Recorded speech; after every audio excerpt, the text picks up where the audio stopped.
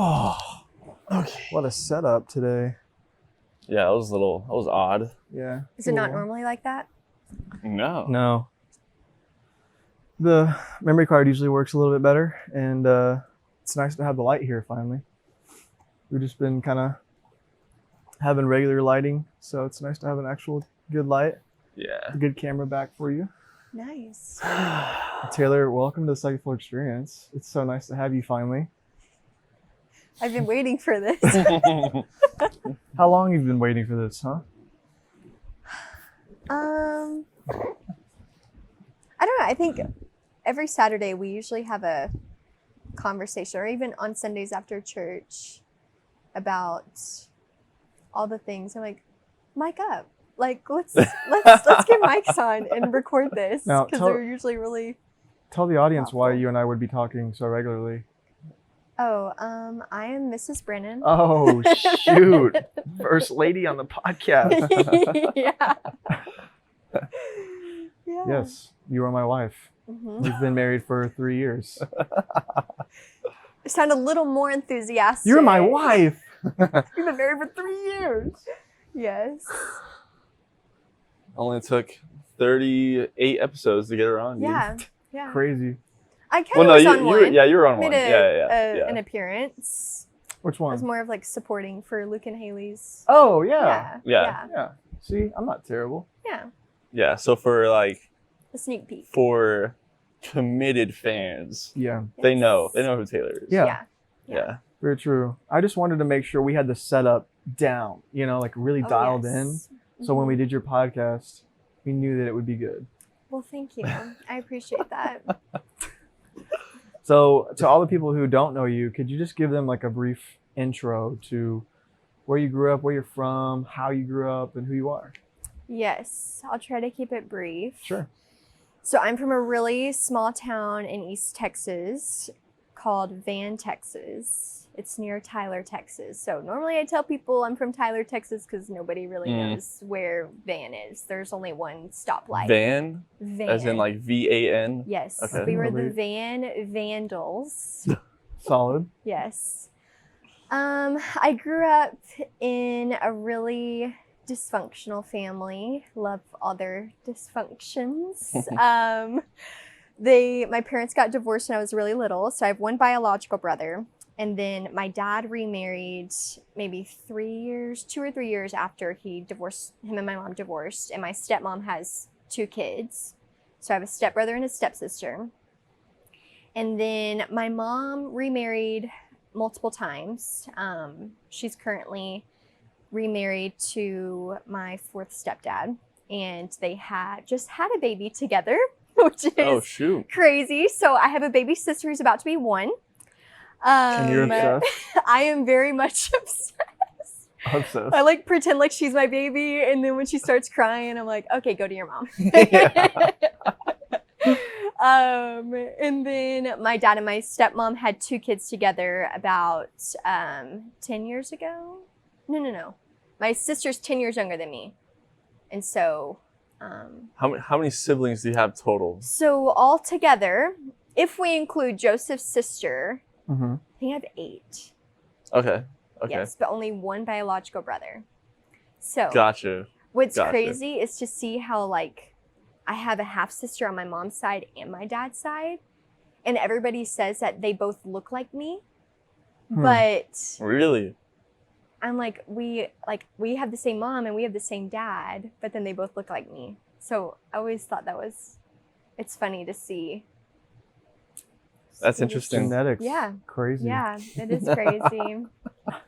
But anyways, so that's kind of my upbringing, and that in itself builds a lot of my testimony just around like wanting a normal family, or just even around like I for a long time didn't want to get married. I was like, I'll just be single and serve the Lord. And marriage, I just was really afraid of it because I saw how much hurt, and I guess how the track record for my family did not work out very well. Yeah, And for even sure. my grandmother is in her 3rd marriage, and so I just was like, I'm going to break that cycle by not even giving it a chance. Yeah. And so I grew up, though, with my best friend. Her dad is a pastor, and her family was really the one that showed me that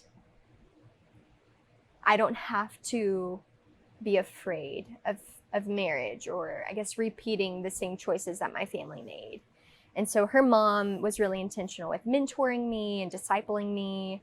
And her house was really just a safe place for me to go whenever things at home got really chaotic or were really loud and stressful. And so I love that family so much. And it was really just talking to her mom about life and the things I was afraid of, that she really encouraged me to just seek the Lord in those things. And I feel like that conversation kind of put me on a path of, okay, I can really make my own choices. And I don't have How to. old are you, like, at So, this time? Like, At this time, I'm 18.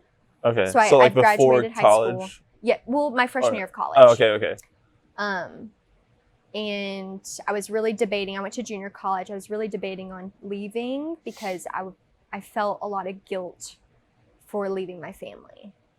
Because if you ask them, I was kind of the peacekeeper, or am the peacekeeper in a lot of things, where if things are, somebody's fighting, I'm the one that's like, hey, let's talk about it. Let's figure this out, because I just hate the disagreement. I mean, disagreement is okay, but just all the fighting and the yelling and just the lack of peace in a home was just really troubling for me. And so I would, if my parents were fighting, I would take my brother and sister and go play a game with them. I would distract them and try to, I always tried to reframe it to where, like, okay, yeah, my parents are divorced, but at least I have parents, at least I have two homes. I have, multiple, I have all these brothers and sisters. Like, it's okay. That's a good thing. And ironically, that type of reframing kind of became a toxic positivity for me later in life, where I wasn't willing to accept anything that was sad, somewhat sad or grieving, because I just conditioned myself to always see it in a positive light. And so my freshman year of college, I, was on campus away from my parents and really started just making my faith my own and having conversations with mentors who were like, Taylor, like, you don't have to repeat those same choices. You don't have to stay in that small town where I went to the same high school my grandma went to. Like, it was just all my family, all my roots. And that's when I ended up transferring to what is now Nelson University. It sounds so weird. So weird. And I met Joseph my first day of class and thought he was so cute. Yeah. And yeah, we were dating. And What class was it? It was Christian apologetics. Christian ethics. Ethics, yes, Christian ethics. So, in terms of like toxic positivity, yeah, what is that like? Yeah. Like, so that's something we were talking a little bit earlier. I am in grad school, and part of that class I'm in, spiritual formation, you have to do an assignment where you write out your whole story, and then you share it with your class, and then they speak into you about what they hear, or they ask you questions. And so that term toxic positivity came out of that group assignment where I shared my story. I shared all the times that this happened to me, however I saw it in this light, or this happened, and then I told myself, you know what, that's okay, like, don't worry about it. And it came up, and I was really just kind of averting acknowledging anything that was sad or bad or somewhat stressful. anything that upset me. And so, Almost like just not dealing with it. yes, Okay, avoiding okay. it, avoiding it. Yeah. And so I think it did start when I was a kid. And I mean, my dad, my stepmom are fighting all the time. My mom and my stepdad are getting divorced again. And I just wanted some normalcy. Like, I just wanted to be a little kid whose family got along. And so it was almost like, you know what, I'm in control of my narrative. And so I think I was even just like embarrassed to be that kid Yeah. whose family was just had a lot of dysfunctions. And so I think I almost like pretended, even in front of other people, to be somebody who went to church all the time. Mm. And But what do you think inspired that? Like what, because I feel like a lot of times people go through an upbringing like that and Yeah. it's easy to become very negative. right. So, okay, I think there's a few things. The first one, I will say, my family doesn't really grieve. So, for example, my mom had a really, really rough upbringing as well. And she has conditioned herself to start over all the time. Like, she gets divorced again, that's okay. Moves, starts over. I've seen her get emotional, but I never saw her like actually accept the fact that you just got divorced again. Like, this is really sad. Yeah. It almost felt like we don't have time for being sad. We have to keep going. Hmm. And that was what I saw. And even on my dad's side, I remember when my dad's dad passed away, I saw him cry a little bit. And my stepmom's mom passed away really suddenly. And when we scattered her ashes, I was the only one crying. So there's I don't know if that's just part of my family. There's not a lot of time for grief. Yeah. Or time to accept something sad. It's always been, you got to keep going. Like, we don't have time for that. You got to pick it up. And so another thing is, my mom would tell me as a kid, stop crying. Anytime I would get upset about something, she would say, stop crying. And so I just, all right, Mom, no time for that. And so I'm not callous. Like, I am a very emotional woman. But as a kid, I think that just became normal for me, is we don't have time for that. You are in charge of seeing the bright side, and maybe even with my mom, because things were at times, like my junior year of high school, we got kicked out. Like, my stepdad was like, you're done. And so we moved in with my grandma and was like, okay, start over.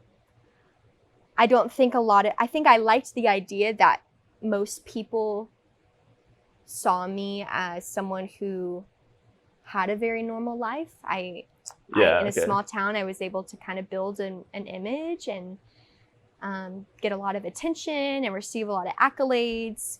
And I think I was afraid that if anybody knew how much trauma was going on at home, that I would lose that. And so I kind of liked, it was like an escape from it. Escapism is a thing I learned in that exercise with that group that I do a lot, is escaping what some might perceive as a really sad situation. Yeah. So I think, So like a defense mechanism. yes. what's the answer to toxic positivity? Yeah. Because you don't want to like turn into a negative person. I don't want to get depressed. Right. So I've been in counseling a couple times now. I have to talk about it. And so I think what I've learned is to be honesty is okay. Yeah. It's okay to admit that really hurt my feelings. It's okay to cry. Even if someone tells you to stop crying, it's okay to cry. And there are Mhm. times where I'm crying and Joseph's like, I don't know what to do. And I was like, I don't either. I just have to cry right now for Yeah. some reason. It just comes, I just have to let it out. Whereas before I would shut it off. Hmm.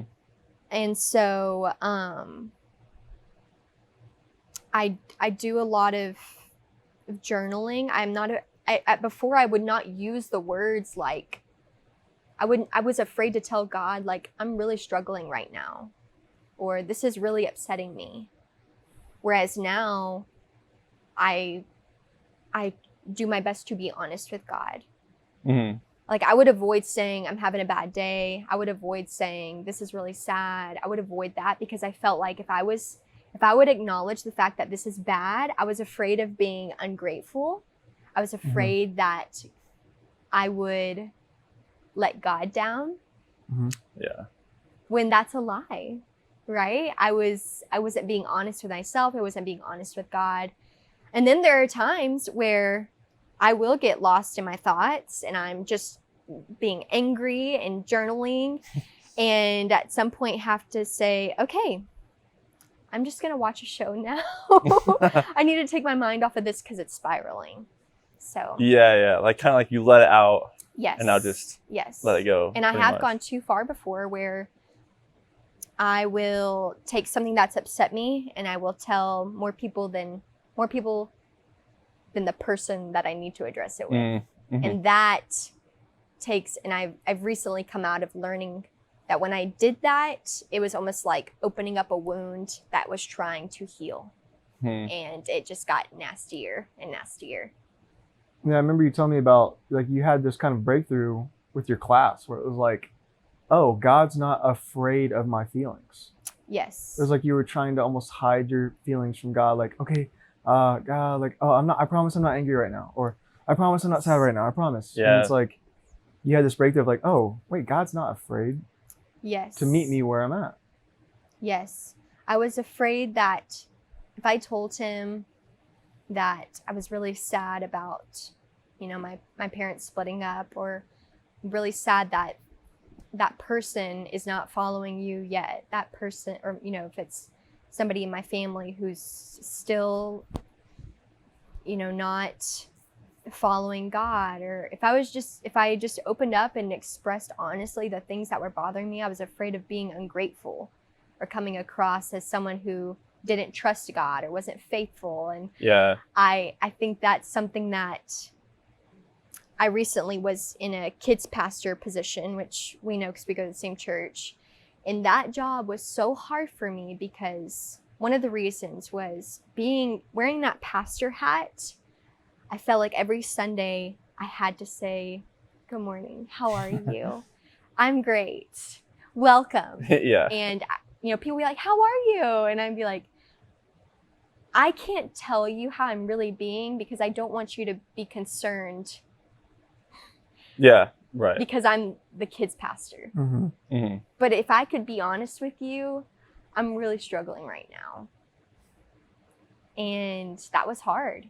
It was hard every week having to pretend, and the pressure and the spotlight really weighed on me. And I felt like there was so much attention in that position that if I just took a break and was honest, I would lose it. I would mislead somebody. Mm-hmm. But that's not true either. I just was afraid that if I was honest and there was like a momentum I had to keep up with. I had to keep up with I'm a leader. I was leading 90 volunteers and then kids and families, to where if I, just broke for a second, I was afraid of losing it all. Yeah. Yeah. Like sounds like you had to uphold a different image at church. Yes. And similar to how you felt like you had to uphold an image at like in high school. Yes. And like if you couldn't be honest, because then you felt like maybe if you were, then just like your image in high school would come crumbling down. They would see your family, everything. You'd be afraid that like, oh, they'll see that, the kids you know, whatever, this Sunday is not going the way I wanted it to, or this Yeah. volunteer didn't show up, or like even I'm not doing okay just in general, or Right. there's like this, it's just not, it's like that the organizational side of it was not conducive to being honest. Yes. It like pushed you farther away than brought you into 100%. like honesty. Yes. Yeah.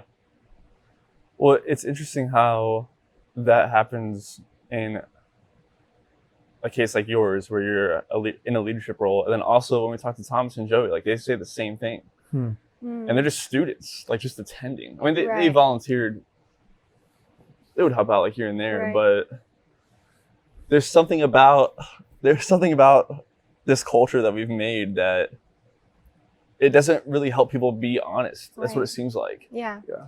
Something that I learned in the spiritual formation class that I've been a lot more mindful of is the professor talked about framing. And he's like, a lot of times in like our church services, or even in our praise and worship songs, it's all about praise. It's all about the highs, you know. Mhm. Somebody's giving a testimony about how they've been delivered from something. Yeah. The worship pastor singing a song about like coming out of the grave. And he said, we have to be careful about like not neglecting the other side of that testimony, not neglecting the other side of that praise song, because what you're doing is you're making that person who's in the valley, that person who is feeling like is sick right now in whatever way, you're neglecting them. You're making them feel like something's wrong with them. Yeah. And that's what I was afraid of. I was afraid that if I was honest and told you that I'm having a really difficult time right now, that you would think I didn't have enough faith, that you would think I'm not in prayer, that you would think that I'm doubting God. And so even just being like a 24-year-old, a 23-year-old on a leadership team at church, Yeah. just out of college, was a lot of pressure. Like, Yeah. I'm expected to lead adults, and I know God put me in that position. However, there was like an emotional and spiritual maturity that I personally at times was like, I don't know if I can handle this right now. Like, I almost felt like I needed more time to grow up a little bit. Like, Yeah. I needed more like pastoral oversight over me, because I just felt the pressure of having to pastor these people and oversee kids. Like, kids things, there's a lot of liabilities. And so I just felt Yeah. so much pressure all the time. And then on top of that, of being somebody who's a great Christian role model, who's, you know, like, God is good all the time. Yeah. You don't always hear about, well, right now it doesn't really feel like it, but I know. Yes. Yeah, what you're saying is so true. Because a lot of times in church, and not even just church, but like the Christian world, we focus so much on like the victories and the breakthroughs. And it makes people feel like the people who are in the valley, like who are just Yeah. going through it, it gives this false perception that like that's what Christianity is supposed to be all the time. That like Yeah. Yes. you're just like constantly in breakthrough. You're just constantly winning. Always on the Like, mountaintop. Yeah. And if you just read Psalms, if you literally just read Psalms, I mean, how much of Psalms is just straight up laments, or like Yes. like the prophets? Yes. How many of the prophets were like, God, just kill me now? Like, I'd rather like have not even been born. Right. Yeah. So 100%. those are the prophets, like the Yes. prophets of God, like of Israel. Yeah. And we don't talk about that a lot. Like, No. what you said is so true, because oftentimes when you do speak up and say, yeah, dude, honestly, I'm having doubts about like why God is doing this to me, or why he's putting me through this. And we act like that's a bad thing. But Yeah. that's not a bad thing. That's where you experience the most growth. Mhm. Right. It's necessary right. for your faith. Yeah. I mean, I would avoid the lament Psalms. I remember like trying to read my whole Bible, and I'd be like, this is awkward. Yeah, they're not I don't really pleasant. know how to read this. I don't know if this is supposed to be in here though. Yeah. But in that class, we had to read those. And I was just like, oh my gosh, like, I don't read these Psalms. Like, but we had to read them, and our professor was like counseled us through that, helped us Yeah. understand. And even seeing those in the Bible, I was like, oh my gosh, God, if David can talk to you like this, I can talk to you like this. Yeah. I can talk to other people like this. Like, I had never told, people would say, Taylor, I've never seen you angry. Does she get angry? They would ask Joseph that. I want to see you yell. Like, I want to see you get mad. And I would just be like, I would pride myself on that. Be like, anger is a sin. Like, I'm not going to do that. Yeah, right. When I was suppressing like so many emotions, and now I'm kind of in this weird season where I'm trying to figure out how to be angry. Yeah. Like, It's really a funny. couple of weeks ago, I was so mad. I just wanted to break something. I would visualize myself looking at this vase that we had in our house, and I was like, I want to like crush that. Like, I would actually like pretend like I was gonna do that. And one night we're talking about something, and I just get so like, it just comes, like I just start crying. I'm so mad, and I tell Joseph I want to break something, and he's like, we're gonna do that. And so he sets up this like slat or this like wooden thing in our backyard. Yeah, big piece of wood. And I took a plate. I wrote out all the things I was angry about, even things from my childhood. Or like just subtle things that made me angry that I never like acknowledge, like I never Yeah. let myself acknowledge. And I just threw the plate and it shattered. And I actually, like afterwards, I felt my whole body like, because I let it out. Yeah. And I did it in a way that wasn't like, that didn't like emotionally damage that person that I was mad at. That didn't Yeah. like cause didn't somebody else lash out to sin. at Like, other I just people. physically let it out. Yeah. And I think that's how I'm learning to manage. Okay, like optimism is not bad. Optimism is a gift. Like, Yeah. I really believe Yeah, that there are 100%. people who are like, you know, devil's advocate, like, well, let's think about this. Mhm. And then I'm usually that person that's like, or this could happen. Mhm. And you need both. Because then there are times where like we're talking about something and Joseph sees a whole other perspective. And I'm like, you're right. Let's be realist here. Like, I'm not seeing all of the other things. Yeah. So yeah, but like in a church culture, I feel like God has, like, coming off of leadership now, I'm more mindful of like other people in the room who might not be experiencing that mountaintop all the time. Even the leaders now, I'm like, I know what it's like to be there. Like, you can be honest with me if you're not Well, okay. and you mentioned that you took some time off of going to church I did, after yeah. you I transitioned needed out. that. And that was really weird because for the first time, even listening to Second Floor and everything, I realized, wow, like my relationship with God is not conducive to how many spiritual disciplines I'm fulfilling, but it is where my heart's at. And if I don't go, that doesn't mean I'm abandoning my faith.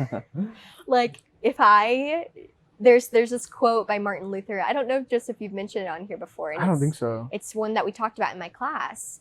And Martin Luther says something along the lines of like, if you're tempted, it's going to sound really weird. He says something like, if you're tempted with like drinking or basically like do it anyways to like spite the devil.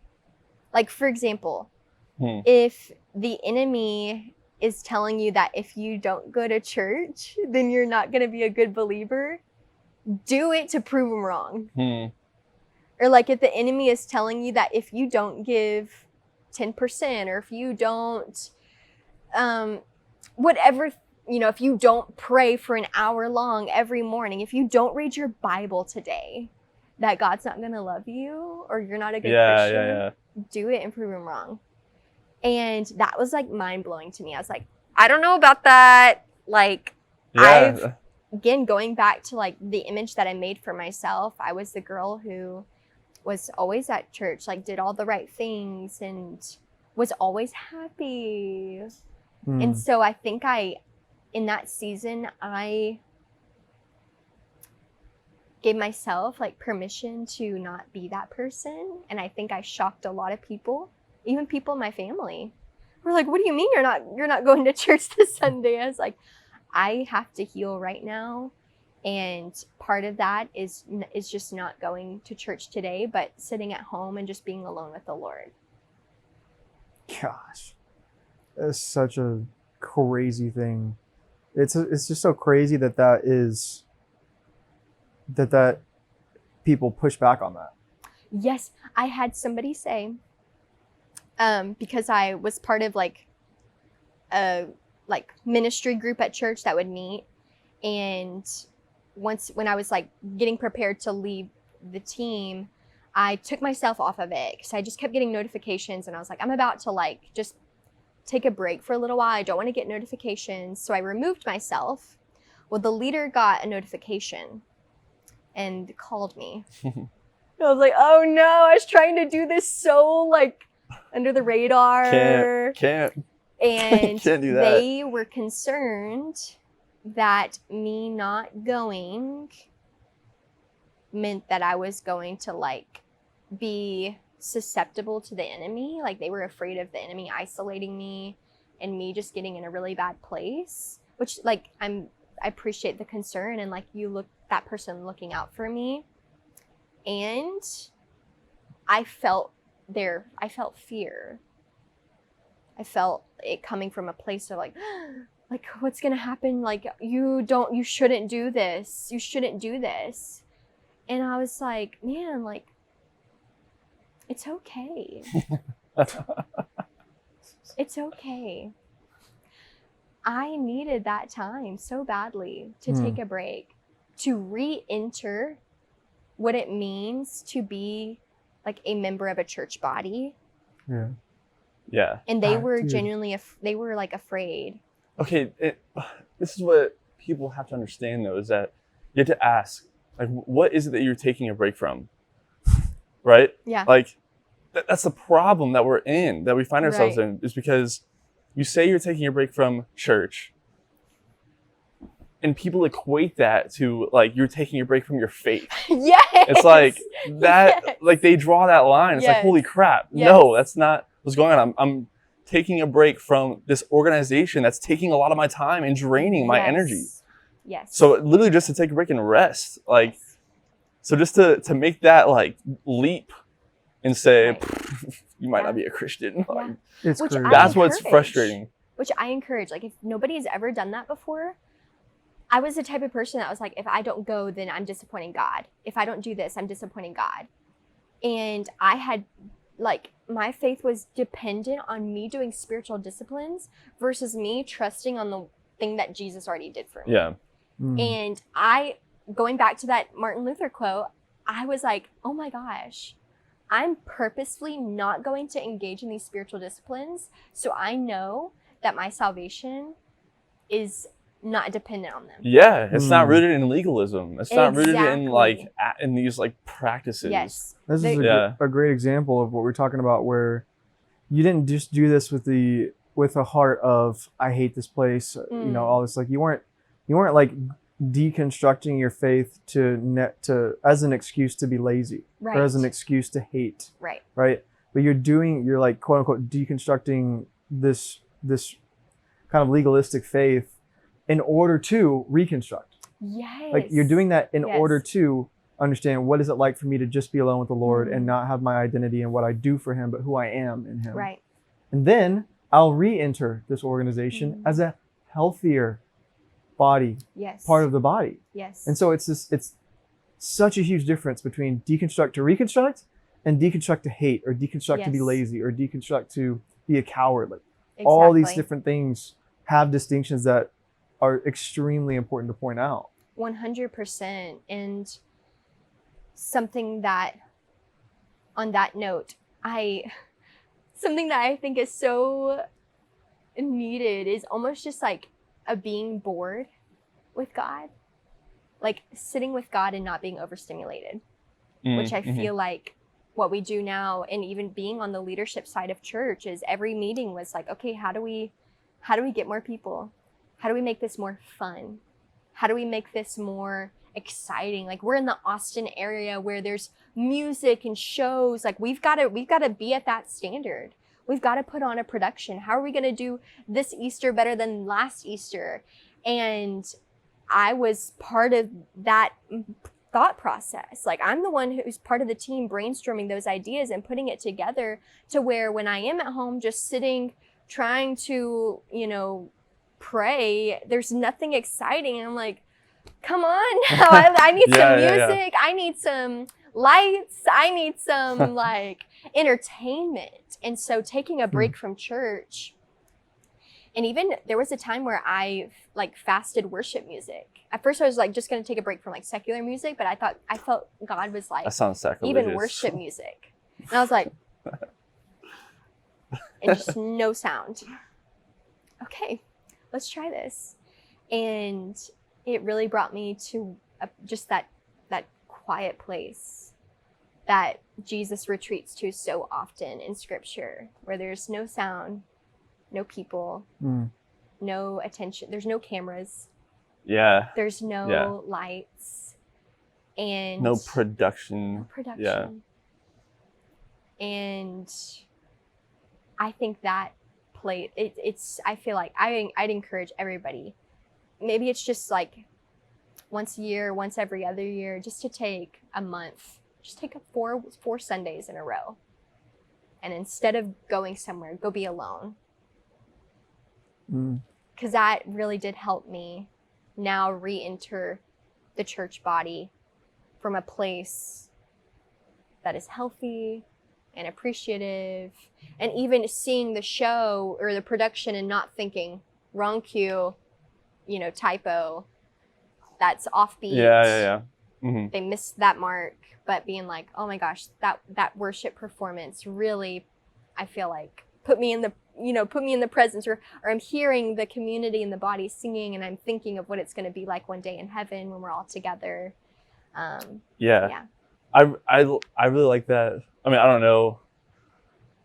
I'm not sure what the actual quote from Martin Luther was, but I like the idea behind it, because it sounds like it's almost like let's see what I'm made of, right? Like where, who am I without this thing that like I'm striving so hard to be, or I think I sent attain it to or whatever. Joseph. But I feel like with church, like when we sit here and talk about all these things, like we say this over and over again on this podcast, like we're not trying to make a dig at the church or anything. Right. The whole production, like the whole service, everything are not bad things. Like they're not bad things. But when they become your priority over your faith, that's when it gets dangerous. That's when you find yourself spiritually dead. And so I think like what you're saying, taking like a 4-month break from church and having that opportunity to say, okay, like what is my faith really built on? And like let's see what my faith is actually made of. Because if you can't have like a sustainable faith apart from this, like an organization, then I feel like that's a problem. Yes. If you aren't confident enough in having faith in God, like without worship on Sundays, without like X, Y, and Z, then to me, that's a problem. Yes. Yeah. Oh my, okay, so I found it. Here's what it says. Okay. Martin Luther: whenever the devil harasses you, seek the company of men, or drink more, or joke and talk nonsense, or do some other merry thing. Sometimes we must drink more, sport, recreate ourselves, and even sin a little to spite the devil, so that we leave him no place for troubling our consciences with trifles. We are conquered if we try too conscientiously not to sin at all. So when the devil says to you, do not drink, answer him, I will drink and right freely just because you tell me not to. That's a wild quote. Right? And I feel like when we talked about it in my class, some people were like, I don't really get it. But what hit me is that I remember in that season, waking up and feeling like I have to pray this long, I have to read this many verses in my Bible, Mhm. I have to journal, because if I don't, I'm going to crumble. And if I crumble, there's a lot of people who are looking up to me and I could lead them astray. And I remember being in my class and it being like, hearing that quote and realizing, wow, like the enemy is tempting me to do these spiritual disciplines out of like pride or fear versus me engaging in them because I love God. And so I'm purposefully going to sleep in this morning and Yeah. pray on the way to work and pray Yeah. like, and Zach, what you were saying, we talked about, so my professor did this whole thing about like basically the science behind spiritual formation, like how a person's spirit is formed. And it's so crazy. He talks about how a lot of times when a new believer comes to the faith, God gives them what's called a spiritual like bottle of milk. Like they're like a baby loves a bottle of milk. It's so excited, it's hungry all the time.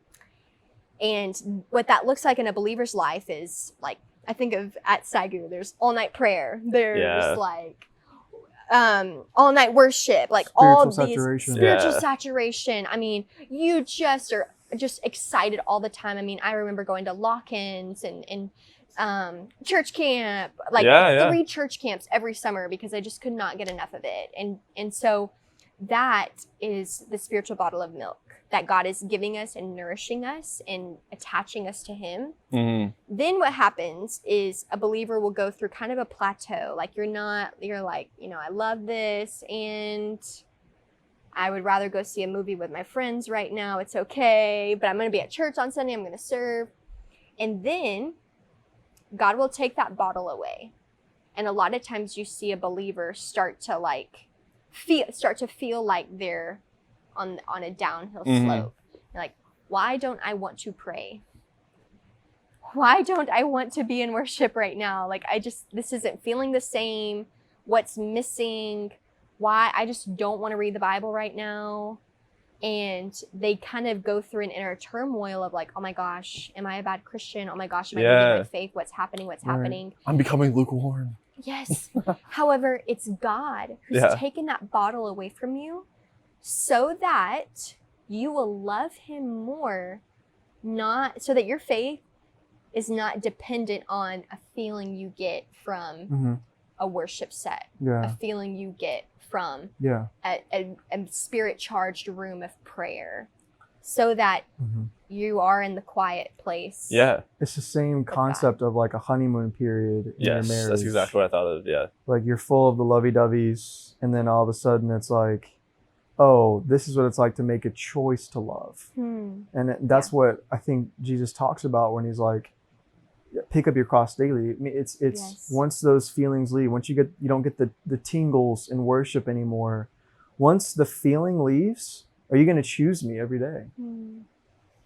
Are you going to choose to follow me? Are you going to choose to love me? Right. And a lot of people are afraid of that. I mean, I was starting to get afraid of that, of like, what's going on? I'm raising my hands on the front row because that's what I have to do as a part of the leadership team here, but I am just not feeling anything. Like, what is going on? And I genuinely feel like, you know, transitioning off that team, fasting, the production side, I've been able to re-enter in a much more healthy way. Yeah. I think like on the, you know, the enemy side or whatever, I think even more than temptation, it's more just like accusation. He just accuses you. It's like, oh, you don't feel like praying? Like you're falling off. Like it's very much like trying to make you feel guilty. But okay, I want to go back though.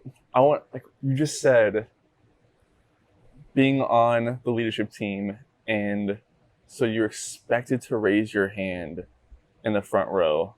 Why is that? What was like the goal behind that? We lead from the front row is one of the like values, and it is very troubling. I think after the conversations that I've had with Joseph and just listening to this, there's almost this assumption that sitting on the front row, raising your hands during worship, if somebody wasn't doing those things, then I need to lead them and show them how. This is what it looks like to be a leader in God's kingdom. Okay, I thought you meant like an altar call. I thought that's what you were Like- saying. Like in an altar call, like Oh. I'm on the front row. I need to raise my hand. No. Okay, But okay. like in a I Sunday guess morning, worship. That's I can see the reasoning behind that. But like something that would bother me is that Joseph wants to sit at the back, and I would be like, "You're Yeah. supposed to sit at the front." Like, but so I was forced to be like, "Oh my gosh, just because I'm sitting on the very back row doesn't mean that I love God less." Yeah. Yeah. It doesn't mean that just because I don't raise my hands when they say to raise your hands Yeah. Mhm. doesn't mean Yeah. I'm an unbeliever. Yeah. Well, yeah, and part of that too was because on security, so you gotta Right, sit in the back to Yeah. make sure that everyone's okay. right. But yeah, you're right. It's that perception of you. It just reminds me of the story where Jesus talks about you've seen the Pharisee pray in front of the temple, and he's like ripping his clothes and shouting. But you see the man in the corner who's quietly crying out to God, like, I assure you, the one in the front has their reward. Wow. And Yeah. it's not necessarily that the front or the back, raising your hands and yelling or Mm. quietly whispering. Either one, it would be a mistake to grasp from that story that, oh, well, I only have to be in the back, be off to the Mm. side and whisper. Then I'm truly talking to God. That's not the point. The point is what is the person's heart? Right. Yeah. Is their heart on the front row to get attention? Wrong. Is their heart on the back row to get attention? Wrong. Right. Right? Is their heart on the front row to connect with God? Right. Right. Amazing. Right. Is their heart on the back row to connect with God? Yeah. Amazing. On that, something that I've recently had to like acknowledge, and I guess just like give myself permission, is not being in what I used to just consider ministry. And we talked a little bit about this Mm. before starting. I felt like me stepping away from the pastoral role was like disappointing to a lot of people. And even the way that I transitioned out was just an announcement on a Sunday morning, like, I'm leaving, I'll still be around, but I'm going to, finally pursue my dreams of being a teacher in a school. And it just was like, Like, oh, you couldn't make it. yes. Like, oh, you didn't have the Like, chops. dang. Almost. Another fallen one. pastor. And I just felt so weird about it. It felt so weird. Like I poured so much heart and soul into all of this, and this isn't what I want to do. I'm sorry. Like, Yeah. Yeah. And recently, I just felt so weird about it, and part of me was kind of like, oh, finally, I don't have to maintain all that. I don't have to go above and beyond in all these duties. Like, finally, I kind of get a pass from God. But in the class I'm in now is the third and final class of the spiritual formation program, is about living in your calling. And the opening lecture, the professor was like, every person is in ministry. It doesn't matter what Yeah. you're doing. Every You believer, are yeah. a minister of the gospel. Mhm. And he said when he hears somebody say I'm leaving full-time ministry, he says, You're leaving the faith? Like, Yeah. that's what that means. Yeah. And so he said that we have to change the way we talk about these things, because what we're doing is we're making it seem like there are some people who have a higher calling, a yeah. higher favor with God, a higher anointing. And it makes that other person feel like they get a pass of like, "Whew, I'm not doing the hard work. I'll pay you to do the hard work." Yeah. And he said that he would hear, and I didn't realize I was thinking this way. He said one time he heard a guy say, "Pastor, you're the front line, I'm the supply line. Like, I'll pay for you to be on the front line. I'll be the giver." And he's like, "That's so wrong. Like, we are all on the front lines." Yeah. And if we structure church in a way that makes it seem like that, we are underdeveloping a lot of people. We're 100%. we're almost like, what would you call it? Like keeping them at a disabled. They're disabled because they feel like they're not on mission. They feel like they're Yeah. not being called. And I Yes. remember at church camp there being an altar call to go into full-time ministry, and just sitting that moment like, I pray I get called. I pray, like, I want to be one of those people. Yeah. I want to be up there, and responding in an emotional setting, like saying yes. And it was moving. And then I remember like all the people who didn't get called, and it almost being like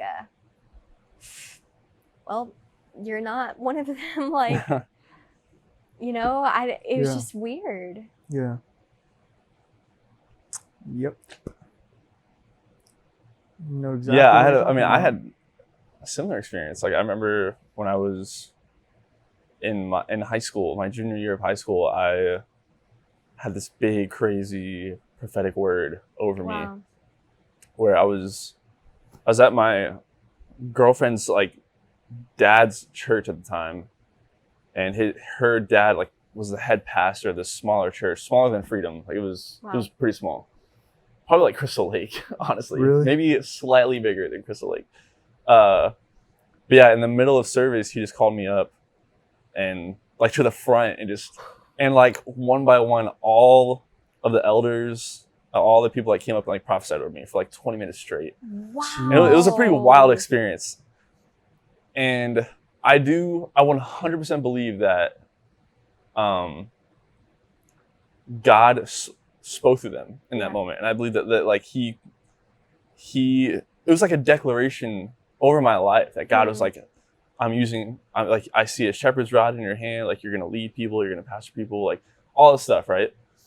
And even though I had that prophetic word in high school, it took me years and years to like really understand what God meant, like what he was saying, because for so long I just thought, okay, well, I guess I'm called to ministry now, I'll just be a pastor, and like that's the track. Wow. Yeah. So I just, went to SAGU, I started my degree in pastoral leadership, but like all the time I was like, this just doesn't feel right. Yeah. Something feels off. But it was going through like SAGU, learning from the professors, and just understanding all these things, right? Like deprogramming the system from my mind, and seeing the Bible, like what it says, and seeing what God says for what it truly means. I started to understand, like, okay, being a pastor doesn't just mean a dude who's up on the pulpit every Sunday. Like, Right. being a pastor is so much more than that. Being a teacher is so much more than that. Like, all these gifts that you have, it's so much more than full-time ministry. Like, almost like it's a profession or something. But no, like every single believer is called to full-time ministry. Yeah. Wow. Yeah. They showed this clip of a teacher, and she said that every Sunday on church, when I go to teach Sunday school, the church kind of like does a prayer for them.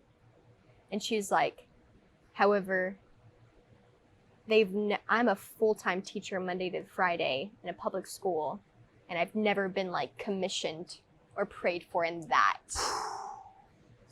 area. Dude.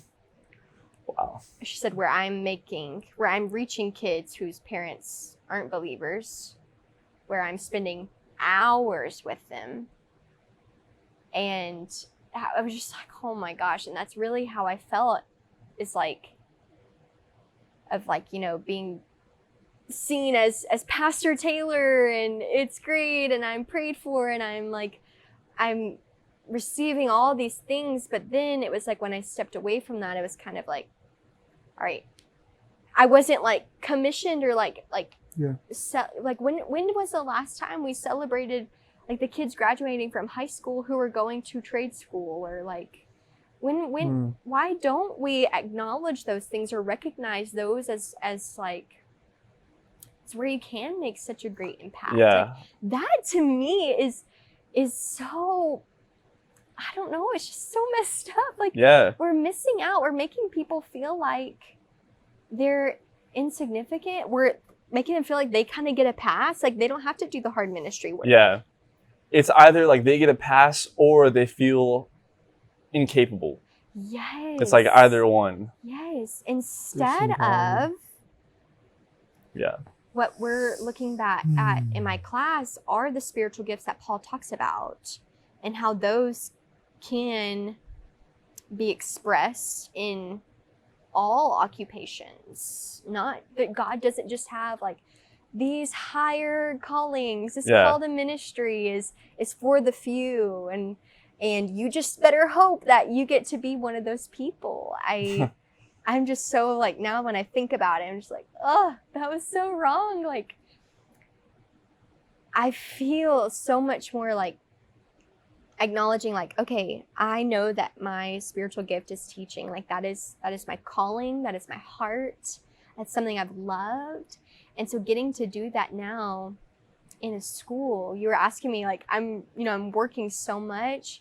However, it feels so natural. Like I just love it. I know that I am operating in my calling, and my we're like using the word vocation a lot, and it feels like I just have so much energy. It feels right. It feels like the puzzle piece just fits, and I'm not forcing something that I was never meant to do long term.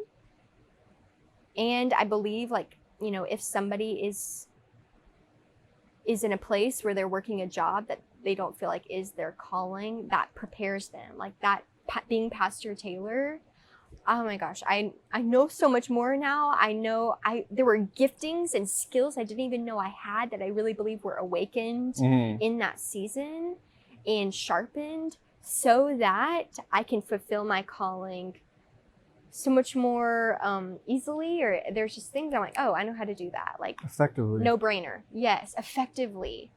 And it showed me I don't want to be in this position ever again.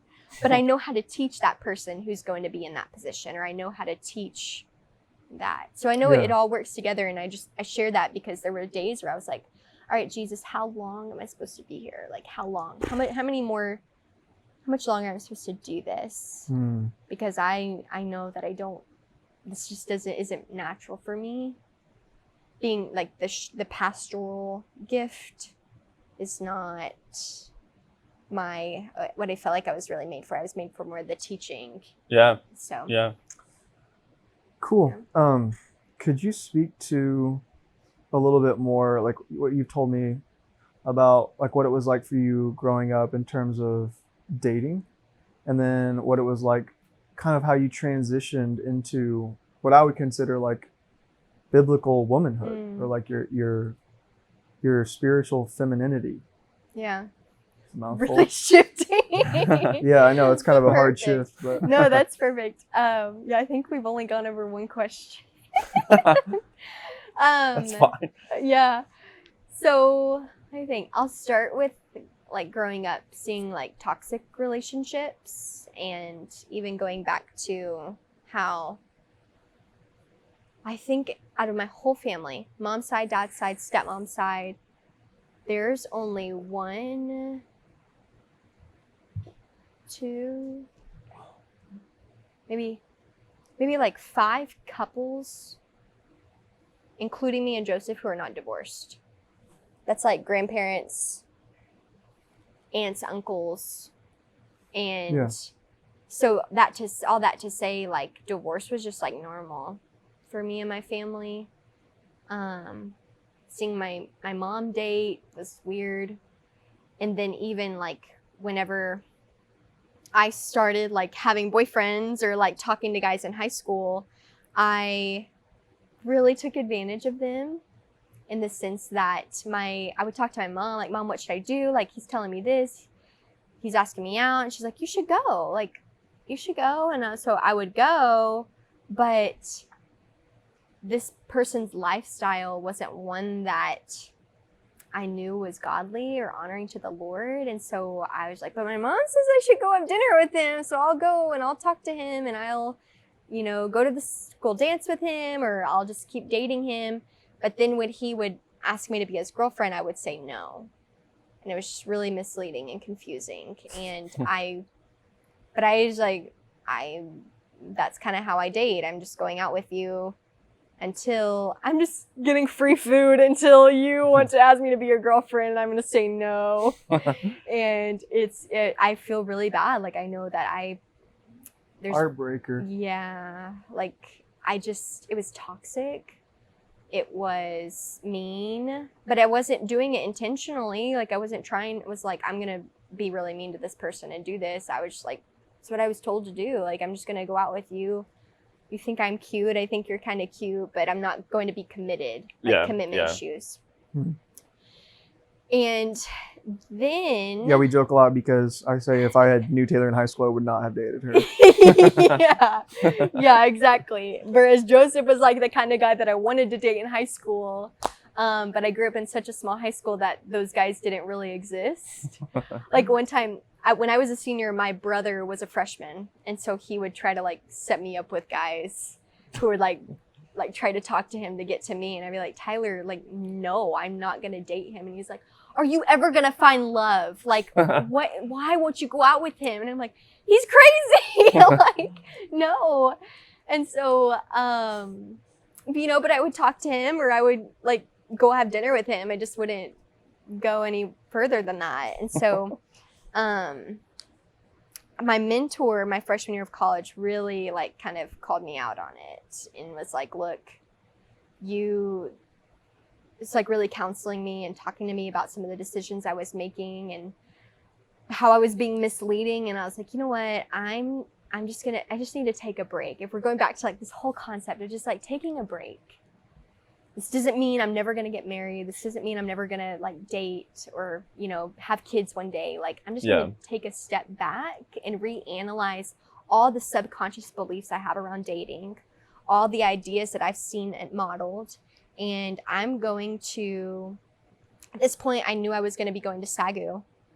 And I'm in my last semester at this junior college where I was like, you know what?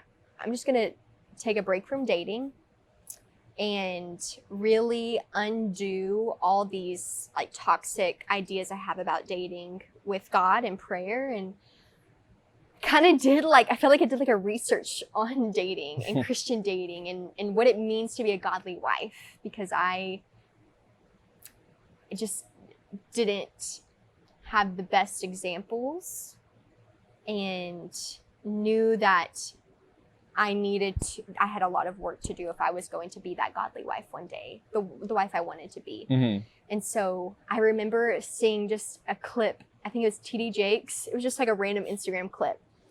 And there's a scripture, I think in Song of Solomon or Proverbs, maybe it's Proverbs. And he says, he who finds a wife finds a good thing. And TD Jakes goes, notice that this woman is a wife. She's not just a lady that's married and becomes a wife. She is a godly wife. And I realized like, wow, I get to become that before I'm married. And so that whole semester, I just dove into, podcasts, books, prayer, mentors. I had a mentor tell me to start a journal to my future husband.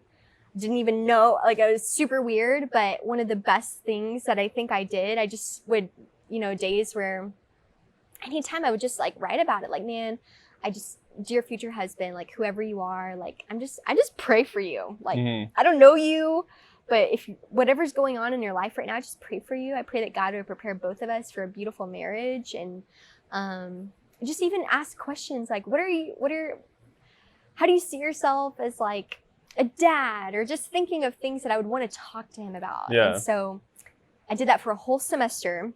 And then I transferred to SAGU. And I transferred middle of the year, which I'll probably know. SAGU is so small that when you're new on campus, everybody knows. Yep. And I grew up in the same school, same town my whole life. I've never experienced the new kid feeling. Even at the junior college I went with like all my friends. So being the new person, I was like, oh my gosh, like I feel new. Yeah, it's even worse like if you transfer mid like Yeah, in like the there's spring so many because less Yes. people. you're like one of Yes. 5 new people. Yes. So, And I wasn't a freshman. Like I was a sophomore yeah. in transferring spring semester. So I think I knew like 2 people who I also transferred with. And so it was like a new start for everything for me. Like I Mhm. just had all this time to like undo toxic dating habits. I didn't have social media, which was huge. Like I deleted all my social media permanently because I felt like I had like wrapped my identity in that, and even was using social media as a means to attract men. Like Mm. I liked getting likes and comments and DMs, and I remember having a prayer moment of like, but God, like, how is my future husband going to find me if he can't DM me? And he was like, do you seriously not think that I can bring your future husband to you? I was like, all right, you're right. And I did it. And that was a huge, like, just letting go of that. And so going to SAGU was such a clean like slate for me, to where when I met Joseph, this is the weirdest thing about all of this, and it's going to show you kind of where my mind was with dating. Joseph, I thought Joseph was cute. I knew I was cute, and he didn't give me attention. And I was like, what's wrong with you? I remember thinking like, he has a girlfriend. Like there is no reason that he's not asking for my number right now. Like so shallow. I hate like sharing that, but it goes to show like that's where my mind was. I wasn't used to that. Yeah. I was used to easily getting attention. But what's weird is that like drew me to Joseph, to where like, okay, he's not giving me attention, but we're still like hanging out. Like he, like one of our jokes is like, he asks me to go, asks if I want to go study with him at a coffee shop. Mhm. And I'm like, here we go. I get my purse. I'm going on a date. I am ready to go. And he picks me up, and he has a backpack with his books, and I only have my purse. I'm like, is he actually going to study? Like, what is that? Like, I've never done that Yeah. before. Like, we're going on a date. And so he doesn't buy my coffee, which is like blows my mind. And I realized, wow, like he genuinely wants to be my friend. And that was so new for me. And at the same time, that's everything that I needed from him, was to be his friend. Mhm. And to realize that this guy wants to know my heart. And that was so crazy for me. Like, I never had that. Like, it was just always like, you know, I felt like it was an appearance thing for me. Like, if somebody was dating me, it was because they were dating me. And I was okay with that. But he, in that season, in that time, really like challenged so many things that I had put my identity in, Mhm. challenged so many things so many ways that I saw myself. Weirdest thing is that I embarrassed myself in front of Joseph so many times. Like, one of the first times we got lunch together, I got like mayonnaise in my hair. I would trip. I would do things I spilled food on myself all the time. I'm like, oh my gosh, I'm like blowing this right now. And I actually like this. This is like the guy I'm trying to impress. But all those little things really like humbled me and made me realize like, wow, like this is someone who just sees me. I'm Mhm. not gonna cry. I always cry when I talk about Joseph. Because it's such like a big part of my story, and like really helped me see like how the Lord sees me is how you saw me and still see me. Because I just like, I think I for so long. It just wanted to be this positive person who was, you know, pretty, and nobody saw like the real me. And so Joseph saw that and loved me for that, and still does. And so that's been such a crazy part of, like, I feel like my whole life changed when we started dating, because even, you know, in some other things that we've talked about, I've had to undo them, but that time was such a huge moment for me to be like, wow, like, somebody can see the real me and still love me and understand that I have all this, you know, stuff at home. But that was like the first time somebody besides my best friend knew what my life was like. And it was huge. And during that time, I broke away from a lot of the, like, things that I was trying to do with my family, trying to hold them together. Yeah. Because Joseph then became my family. And recently, what's been crazy for me these past 3 years is understanding, like, a stable family. Like, I've never had this much stability in my whole life.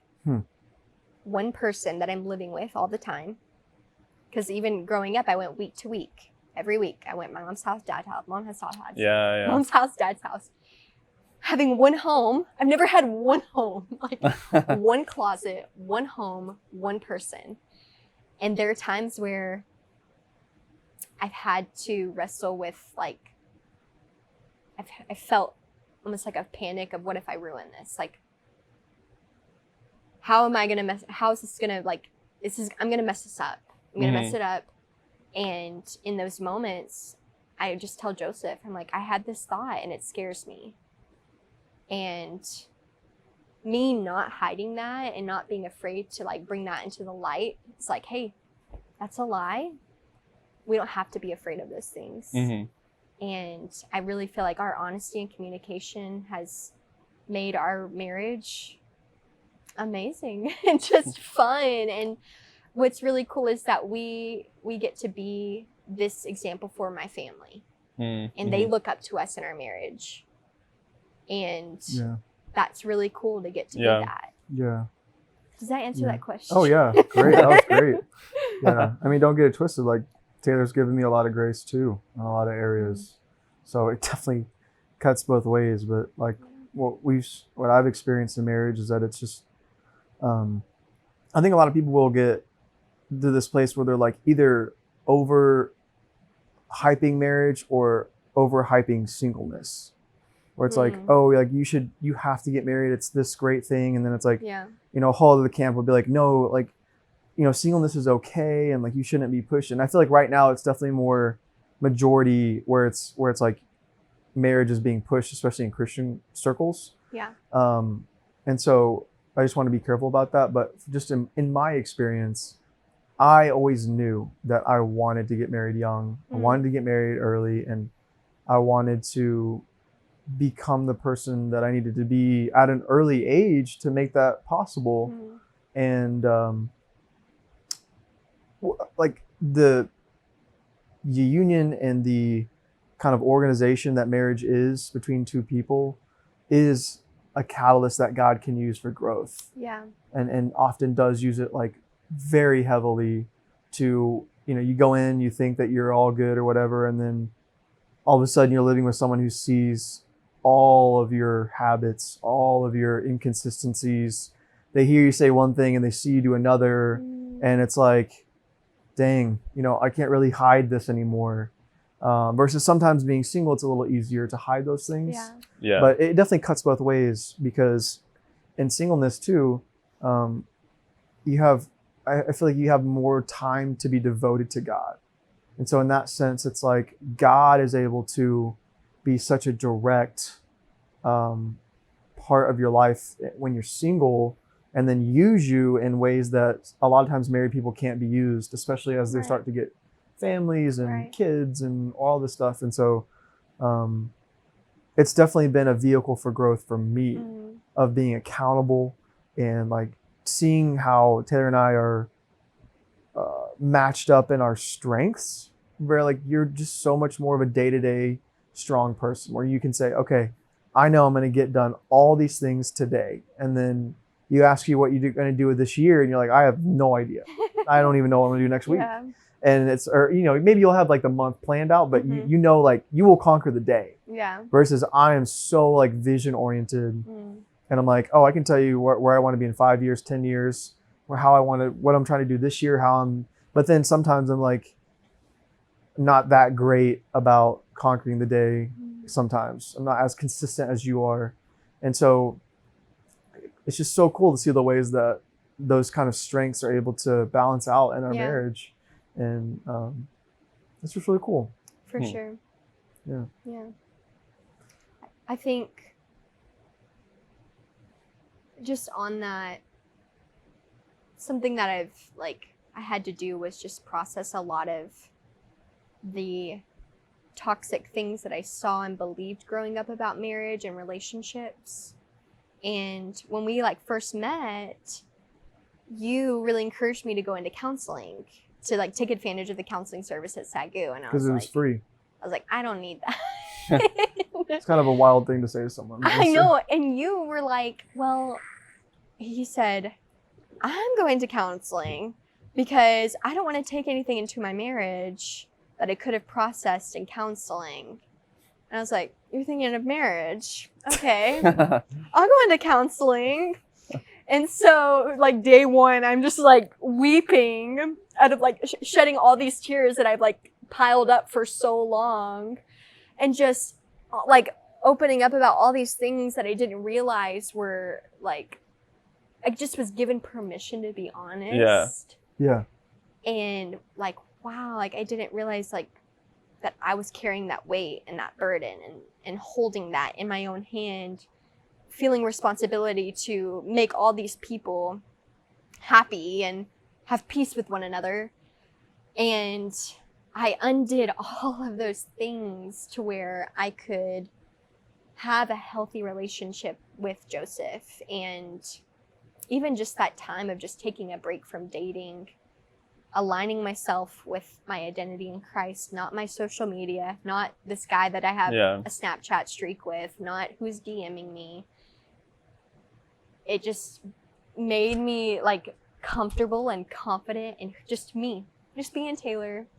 And Joseph likes just Taylor, not the Taylor who has all the followers, not the Taylor who has the reputation and the awards. And that was crazy to me. And everything that I needed has allowed me, just given me permission to be who I am now. Permission to even move away from all my family. Not living close to them has been hard sometimes, and I feel sometimes I've let them down.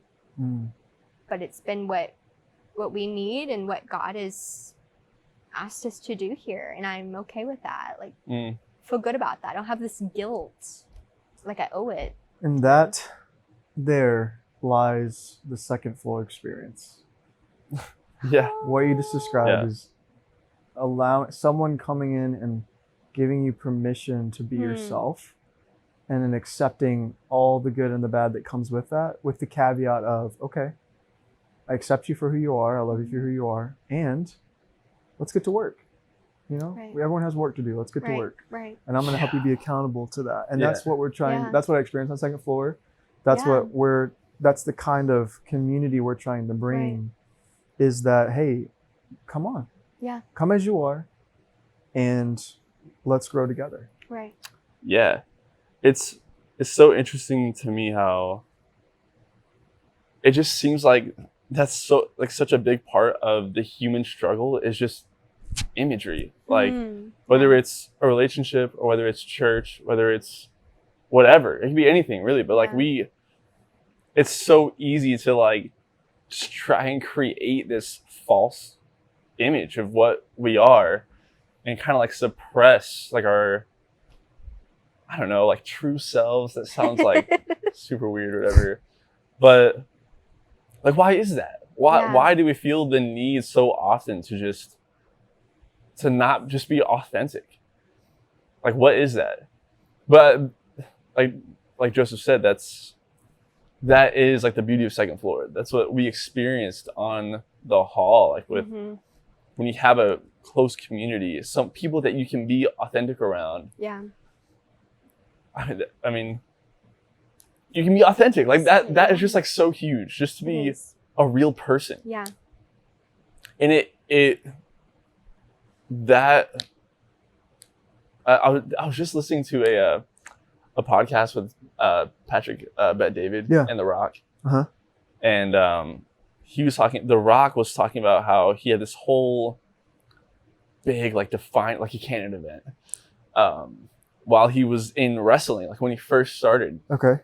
And how he was, I can't remember like, you know, if he was like a good guy or a bad guy, you know how the whole like acting thing, whatever. But he talked about how he would enter the arena and this trend started where the whole arena would chant like, The Rock sucks, like, or like Rocky sucks. I forget exactly what it was, but they all like hated him.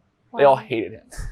And his supervisor or whoever was basically telling him, hey, like, you know, you only have like a couple more shots or else you're gonna, like, you're not doing too hot, right? Yeah, yeah. And so Dwayne Johnson, he was like, okay, for like his next performance, I'm probably, you know, I'm not telling the story as great as he does, obviously, but he was like, can I just have the mic for like a minute, just for a minute? And the guy was like, sure, whatever. So after the whole thing, he takes the mic and he was just like, he just like stood up for himself to the whole crowd. Like, I'm a lot of things, whatever, but one thing is for sure, like, I don't suck. And he just like, he just stood his ground. And like from that moment on, like he said, literally, like within a couple months, he was like one of the biggest stars within the wrestling world or whatever. Like his career just took off. And so he talks on the podcast, or no, it wasn't a podcast, it was like a event. But he was just saying how when you become your true self and when you live authentically, the universe just has a way of like meeting you halfway, like meeting you where you're at. Yeah. And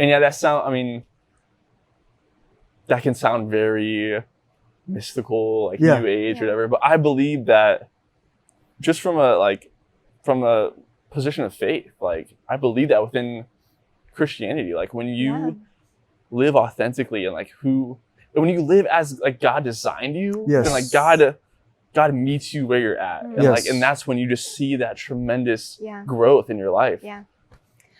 So something on that we've talked about recently that I've been reading is, even because I was going to say that, I was like, well, there's this element of being who God made you to be. Yeah. And that's when you experience the new life. That's when you experience freedom, and that's when you experience, at least that's what I've been experiencing recently. And in this book, it talks about a lot of times we'll pray like, you know, I die to my flesh, like suppress the flesh and God come alive in me, like less of me, more of you. And he's like, sometimes we get that wrong. If we think about it in the sense that, you know, we're trying to have 0% flesh, 100% God's spirit, we're missing out on who God made us to be. Mm-hmm. We're not supposed to live in a way that totally neglects our flesh, but live in a way that God transforms your flesh. Mm. And so from what I was sharing with you guys, me like neglecting anger, neglecting like expressing sadness, all these different emotions. It's like subverting, I think is what you're saying. I was like neglecting half of who I was made to be. Mm-hmm.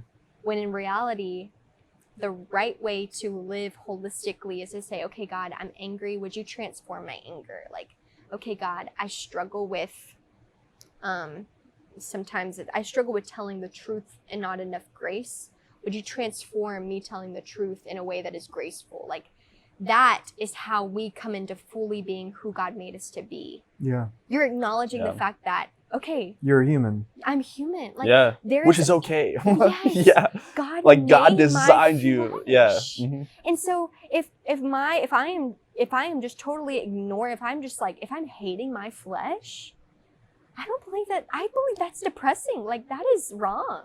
Yeah. Like, now I think you're saying like hating my nature. Yes. Yeah. Flesh has like a negative connotation or whatever. Right. But I'm on board with what you're saying. I think that goes saying along with that. you're not saying that you should love your sin. Yes. That's what you're not saying. Right. Yes, we're supposed to take our sin to God and ask Him to transform it, not to completely take it out of our lives. So, example, and what I learned about in my course is like, the professor talks about like fear. The capacity to have fear is from God. Think like if you're walking across the street and you see a car coming, you're not going to be like, I have no fear. Right. Hit me, Right. car. But God's given you as part of your human nature to be afraid and jump out of the way. Now, our fear needs to be transformed if all the time we're like anxious and worried and have all these irrational thoughts of bad things happening. Mm-hmm. And so that's just been something new that I think has lended to this idea of just finally feeling like I'm in like fully functioning as who God made me to be. Yes, 100%. That transformation of the inside out. Yes. Yes. And it's almost like we neglect that part sometimes, you know, like pray that God would remove that. We rebuke that. We remove that in the name of Jesus, instead of how do I bring this out and transform it? And part of like Second Floor is that process, like letting people be in that process. Like I have permission to be here and not be perfect. Like Yeah. I have permission to be here and not know what I want to do with my life. Like someone's given that permission. Yeah. Right. That's exactly right. Yeah. Yeah. That was one thing I always loved about the hall that we talk about here. Like every now and then, is that every single person was like wildly different. Like so many like distinct personalities, but no one cared. Everyone was allowed to be themselves, and it just created just such an amazing atmosphere to like be around, because there's so much fun, so much joy, and at times hardship too, but it's just beautiful. Like when you have a community like that. Yeah. When everyone can truly feel like they can be themselves. Well, So thank you so much for coming on. Appreciate your vulnerability so much. Thank you for sharing all those stories and about how God has transformed you. I've loved seeing that.